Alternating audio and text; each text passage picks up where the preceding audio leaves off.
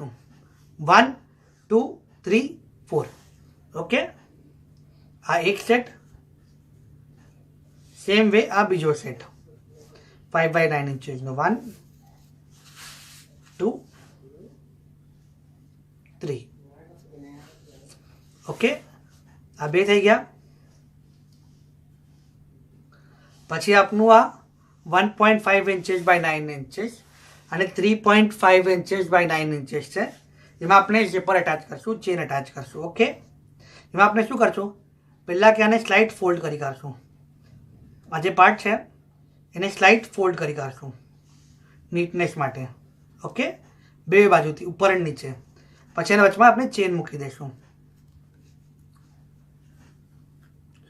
okay અને આપણે stitch કરી લઈશું પૂરું ઓકે